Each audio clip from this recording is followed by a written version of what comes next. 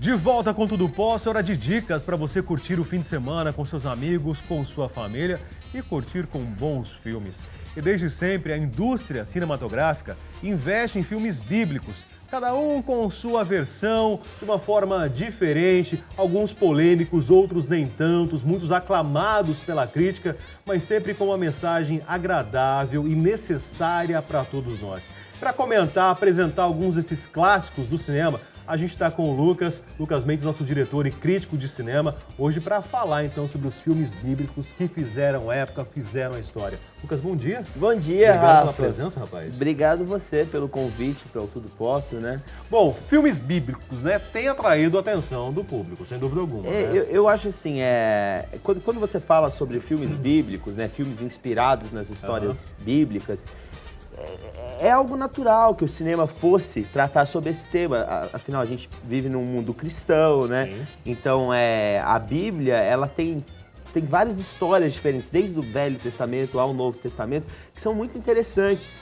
E a melhor forma de você divulgar essas histórias, de você propagar essas histórias, é através do cinema, né? Porque o cinema, a pessoa necessariamente não precisa ler, não precisa ter uma boa interpretação. Você pode mostrar uma história bíblica para uma criança com auxílio de um filme. E nos trouxe lindas obras da cinematografia. E eu queria começar agora, já que a gente estava falando antes, sobre os filmes religiosos que são usados para as crianças, né? E um filme que eu, quando era criança, vi muito, que ainda vejo muito prestígio nele, é o primeiro que a gente vai falar aqui da nossa compilação, que é Moisés, o Príncipe do Egito, uma animação da DreamWorks Studios, que foi lançada no Brasil em 1998, com a direção de Brent Chapman, Steve Hiller e Simon Wills. É legal, né, que você vê que a animação são vários diretores, né, porque é um trabalhaço, né? E o mais bacana dessa história, eu acho que desse filme, propriamente dito, é a maneira suave, leve, que eles contaram essa história. Porque muitos filmes bíblicos são marcados também por serem filmes sangrentos, né? Desde a própria paixão de Cristo, a Bíblia sempre fala sobre muitas guerras, principalmente o Velho Testamento. E esse filme, ele traz uma das histórias mais icônicas do Velho Testamento, né? Que é essa história de Moisés, que também está sendo contada belíssima, de uma maneira linda, na Record, na novela, e esse filme ele é muito doce, e ele é um filme que ele introduziu muitas crianças a essa história do Moisés, eu tenho certeza. E uma das coisas que eu acho mais legal desse filme é que esse filme é um dos últimos vestígios que a gente tem da indústria de animação antes da Pixar começar a reinar e as animações, igual você está vendo, né, feita realmente de um trabalho quase braçal, artesanal, substituído agora pelas novas animações de 3D, que também são muito legais. Mas é um dos últimos vestígios de uma época em que se produziu muito filme de animação em 2D. E você vê aí os trabalhos de sombra, os trabalhos de luzes que foram feitos nesse filme, foram monumentais. De quando que é esse filme? 98? Esse filme é de 98. Ele foi lançado nos cinemas em 98. Mas eu acho que ele foi mais popularizado nas televisões. Depois, né? Depois dos anos 2000, quando ele começou a passar em várias redes de TV. Canais abertos, os né? canais abertos, ele começou a se popularizar mais, né? Tinha uma época que você sempre via passando Moisés, o Príncipe do Egito, ou nos canais de desenho, nos sábados, costumavam passar os filmes de animação, sempre passava Moisés e o Príncipe do Egito, porque é uma obra sensacional mesmo, é uma obra muito bem feita, um filme de animação. A linguagem já é infantil nesse filme? Uma linguagem mais leve? Então, o tom é infantil, mas eu acho que a linguagem não é muito infantil. E eu vou até usar uma explicação para isso, já linkando com o nosso próximo filme. Porque o nosso próximo filme é o grande clássico quando a gente fala de... Gostei da sua expressão agora. Vai de novo. Grande clássico. Mas não tem outra maneira de expressar esse filme. Eu acho que quando a gente fala de filme religioso, a primeira coisa que vem na nossa cabeça é os 10 Mandamentos, né? Os 10 Mandamentos de 1956. Aliás, coincidentemente é o mesmo nome, inclusive, da própria novela. Não, né, e você gente? vê que essa história de Moisés é uma das mais sedutoras, né? Porque você vê, tem novela hoje em dia, teve uma animação, agora eu tô falando de um filme de 54, fora todos os remakes que já foram feitos. E esse filme é um dos filmes, assim, quando a gente fala de filme religioso, e ele fala bem dessa época dos épicos religiosos. A gente percebe assim, os efeitos, né, já não são efeitos que nós teríamos nos filmes de hoje, né? Você sabe o que eu acho mais louco? Rafa, você imaginar que cada pessoa aqui é uma pessoa mesmo, não é o CGI, isso não é computação. Se tem ali 1000 pessoas, eram mil pessoas no set. Não tinha como você fazer, não tinha efeito especial. Imagina fazer 1000 armaduras de soldados egípcios. É um trabalho assim, é fora da imaginação, eu acho, que foi feito. E o mais legal desse filme é que ele foi feito pelo diretor Cecil B. DeMille, que ele já tinha feito. Esse filme é um remake do próprio diretor, ou seja, a primeira versão dos 10 Mandamentos foi feita em 1923 pelo mesmo diretor. Então quase 30, 40 anos 42 anos depois ele vai e refaz o mesmo filme. E esse filme ficou tão marcante que o Moisés, o príncipe do Egito, o filme é baseado nesse filme. Por isso que eu falei, então, esse filme acaba que ele não tem um tom. Esse filme é um filme pouco agressivo. Você vê o filme do Ridley Scott, que saiu ano passado, no final do ano passado. Ele já é um filme que fala sobre Moisés, né, o Êxodo, mas ele é um filme que já mostra Moisés como um guerreiro. Esse filme não, ele já mostra Moisés muito mais como um ancião, como um pregador da palavra, não como um guerreiro. Então, ele copiou isso, né, os animadores do filme O Moisés e o Príncipe do Egito copiaram disso. Por isso que eu falo, não é um filme que você pode falar que ele é 100% infantil, porque ele é inspirado no filme de 1954, que não era um filme infantil. E esse filme, Moisés, os filmes Os 10 Mandamentos, até hoje, né, você vê passando, é um filme de 54 que ainda continua atual. Os efeitos especiais que são feitos, né, com a tecnologia que se existia dentro dessa época, ainda não são algo que você fala, não, isso é superável. Não, ainda a maneira que foi feito de uma maneira tão cautelosa, foi um filme tão cauteloso, que até hoje ele vale tanto para fins de evangelização, de estudo de cinema, porque ele é a prova de uma época, dos épicos bíblicos do cinema, e também só para quem gostar de cinema, porque é um filmaço. Quando você assiste um filme, né, desse tempo, né, 1950 aí? 54. Naturalmente você tem que ter em mente que naquela época realmente não tinha toda a tecnologia que nós temos hoje a serviço do cinema, da indústria cinematográfica. Então, pelo contexto da época, é isso que o Lucas quer dizer, eles fizeram realmente um grande espetáculo. Um grande espetáculo, e assim, eles foram nos locais, né? Isso é muito legal. Então tem quase um trabalho antropológico, né? Se você está vendo o Egito, não era uma época que era muito fácil fazer projeção de CGI, essas coisas, tela verde, chroma key. Isso não era uma tecnologia acessível. Então eles tiveram que ir no Egito com 1000 pessoas, vestir essas 1000 pessoas, não sei quantos cavalos, colocar não sei quantas carruagens. E sempre nessas cenas de grandes públicos, às vezes você até via alguns erros, né? Porque entrava alguém de relógio. mas isso seria... Aliás, você falou sobre a produção dessas 1000 tantas pessoas aí, né? Eu faço até uma ponte com a novela que a gente está acompanhando agora pela Record, a caracterização dos personagens, né? Porque é um estudo até muito minucioso, né? Justamente para você vestir todo esse público, essa quantidade de elenco que você tem no ar. Eu tive o prazer de trabalhar com uma das atrizes que está hoje em dia na novela, que é a Thalita Yeoman, que ela trabalhou comigo em outro filme. E quando ela estava aqui em São Paulo, a gente chegou até a conversar. Eu falei, como que é os 10 Mandamentos? Ela falou, que sensacional. Levaram eles no Chile para fazer algumas gravações. Estão fazendo um grande incentivo com grandes professores de teatro, de atuação e estudiosos da época, historiadores, para poder fazer a caracterização da melhor maneira. E o que eu acho mais legal, né, agora que a gente vou quebrar um pouco o cinema e falar de televisão, falar sobre os 10 Mandamentos, é que eles têm... A 10 Mandamentos é uma novela com vários núcleos diferentes. Então eu acho que dessa novela vai sair muito ator bacana que vai poder trabalhar para Record em futuras novelas. Porque você tem adolescentes, um núcleo mais adolescente, e dali até que é onde a Thalita tá... Eu até desço um pouquinho mais, porque as crianças também estão dando um show ali. Tem o núcleo das crianças.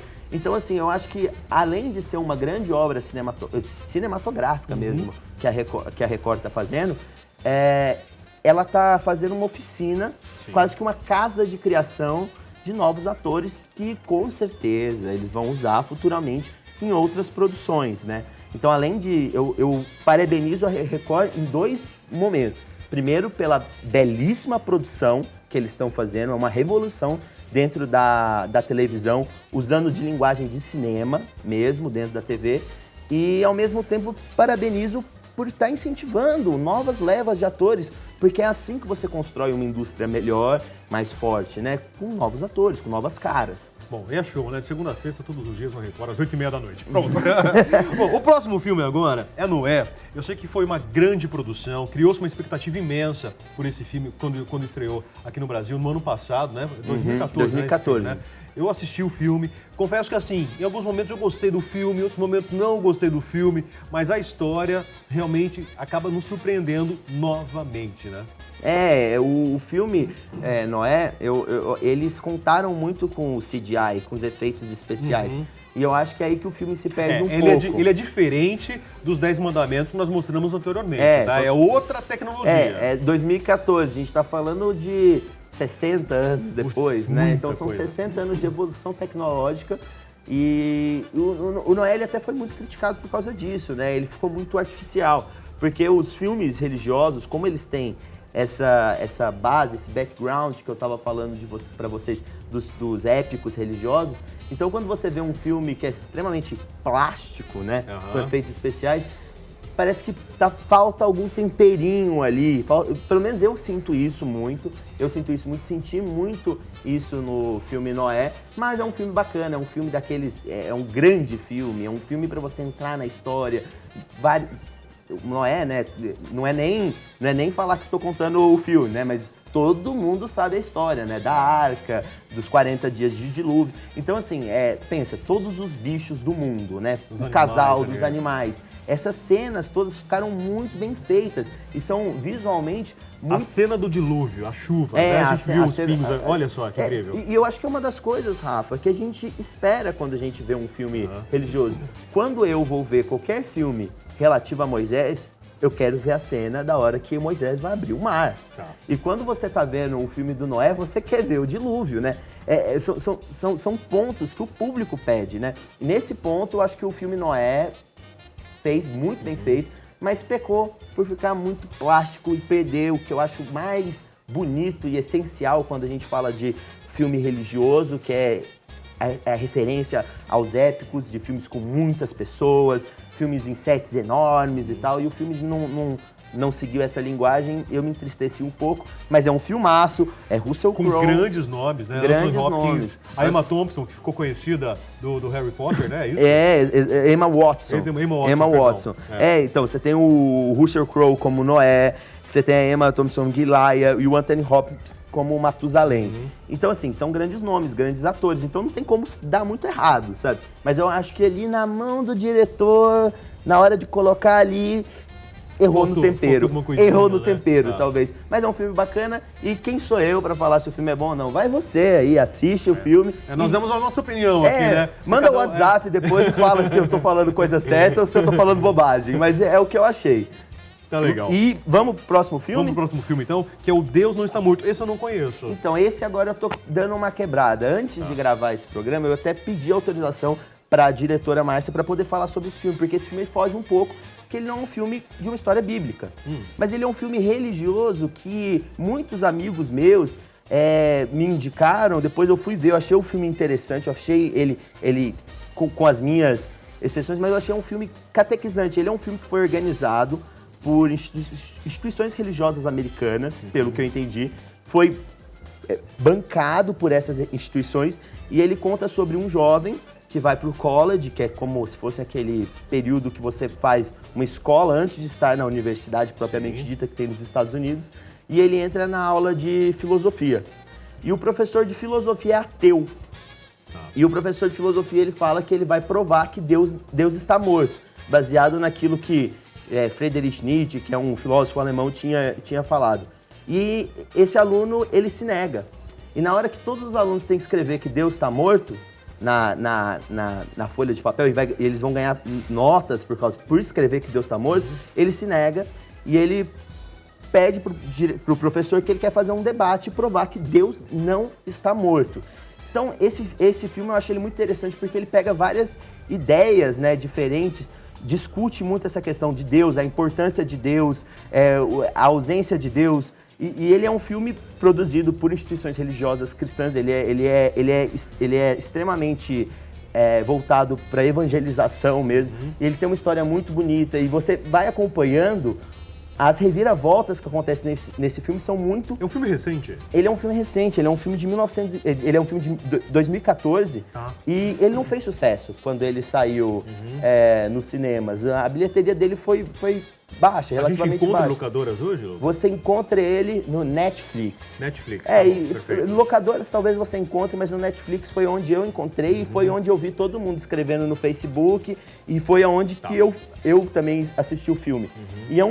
E esse filme é um filme muito bacana que ele trata a fé de uma maneira diferente, sem tentar buscar as histórias, reviver as histórias, mas de uma maneira mais intelectual, mais de uma discussão filosófica. E eu acho que um filme que abre uma discussão como essa é extremamente bacana, porque aí você vê, tipo, argumento do Anthony Hopkins, que o professor fala, aí ele traz um contra-argumento católico de algum grande filósofo que acreditava em Deus, acreditava em Cristo. Então, o filme é esse debate constante entre o aluno e o professor. E o professor, ele está movido pelaquela arrogância dele também. Não é só a questão dele não acreditar em Deus, é da arrogância que o professor tem de achar que quem acredita está errado e só isso. E esse filme, ele traz toda essa discussão. É um filme novo, é um filme independente que deu certo. Isso é o que eu acho mais legal. É um filme independente, é um filme feito por instituições cristãs americanas, bancado por poucas instituições, que ele é todo ligado a esse show que está aparecendo agora na tela, que é de uma banda gospel, e fala sobre... E o mais legal desse filme é uma história que nem é dada tanta importância diretamente no filme, mas eu acho que é uma das histórias mais interessantes, que é a história de uma muçulmana que quer se converter, quer virar evangélica. E o pai muçulmano, porque isso também acontece muito. Sim, acontece muito, por sinal, acontece mesmo. Acontece muito, principalmente pensa nos Estados Unidos, um lugar onde você vê que judeus, muçulmanos, todos convivem juntos.